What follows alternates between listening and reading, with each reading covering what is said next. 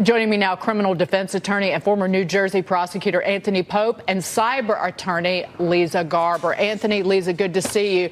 Just your first reaction. I know you've read the report, as have I. I've got it over here in case you want to reference it. I've read it. My first reaction is it's over. It's done. Okay, 2 years of an investigation, the likes of which I have never seen. 2 years, 15 prosecutors, 500 witnesses. I've never seen an investigation like that in my career. And there's absolutely, not only was the president cleared and his family, not one person in the country can be tied in to conspiring with the Russians to affect our election. Not one person. After 2 years.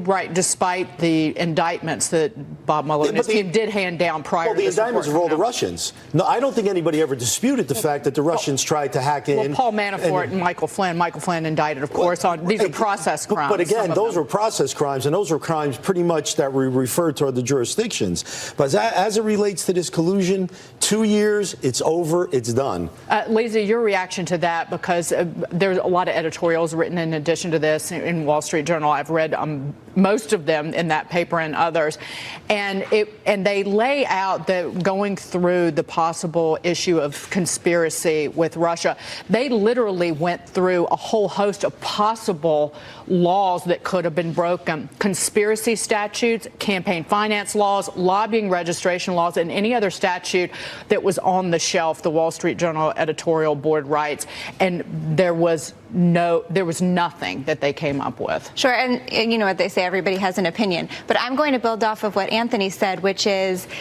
it's fascinating because Mueller's report has been broken down, those final statements where he says, this isn't something that's going to lead to me pressing charges, and now we're basically passing it off to Congress because... You mean on the obstruction? On obstruction of justice. And he basically says we're going to pass it off, in so many words, we're going to pass it off to Congress now. Maybe there will be impeachment processes.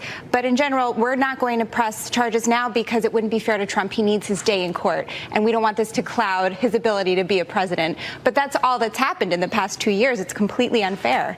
Well, what do you make of that about the Mueller team essentially punting on obstruction of justice? That was so self-serving. Look, a prosecutor's role is to not exonerate someone. A prosecutor's role is to determine whether there's evidence to prosecute someone.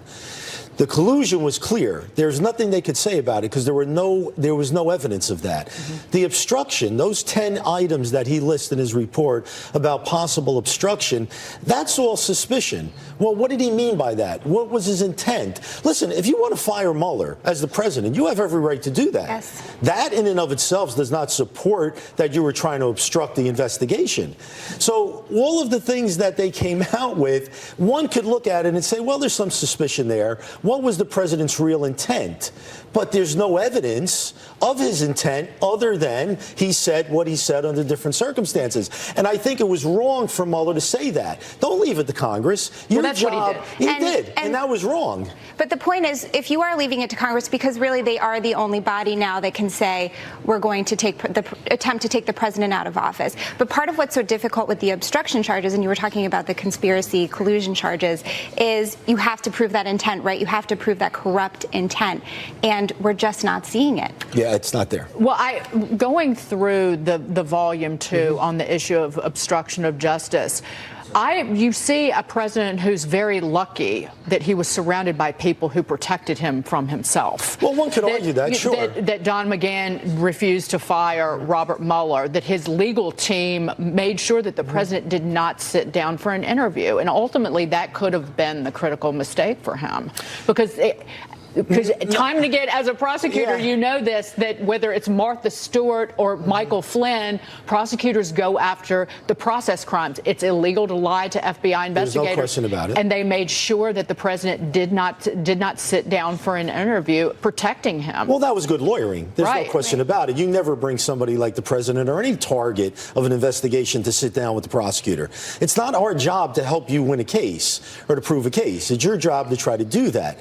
So even though the parliamentary obstruction is left out there for dispute and debate, I still don't see anything that the president did that really would show a prima facie showing to bring something before a jury. I just But other than being angry at being accused of conspiring with the Russians, Right. I mean, and I think that is something, if you read the report, every American could say, oh my God, of course. Right? He was angry. He was an upset. impulse. And it's also the frustration in not being able to act as president. It really did cloud his ability to carry out his Article 2 duties, and that's exactly what Mueller references in the report. I want to get to former FBI Director James Comey tweeting this after the redacted report was released. So many answers.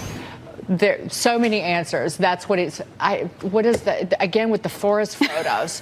But Jim Comey ought to be nervous at this point because you have the Inspector General looking into what led up, like what triggered this counterintelligence investigation against the Trump campaign starting back into 2016, and then also you have Bill Barr, the Attorney General, who said, I am looking into the issue of spying and whether it was predicated or not. Right, and that's also the potential, the FISA warrants that might get released as well that Trump's been discussing quite a bit. And there will be quite a bit of information coming out in the future in the months ahead, because just as we're saying, okay, there are a dozen outstanding investigations that continue against Trump in federal, state, and city courts, we're also going to be pushing back, and we're going to see exactly what they might have been spying on. I will give you final word. Yeah, no, Anthony. absolutely. I agree. I mean, that's an investigation that everyone should be interested in. How information that was erroneous went to a federal judge to sign warrants to go in there and surveil the Trump campaign. You talk about an action that is so contrary to our democracy. That is it. That is it. Indeed. Paltry little on the unverified dossier in that Mueller report. Very little. Right. Thank you so much, Anthony Pope and Leeza You're Garber. welcome. Both. Nice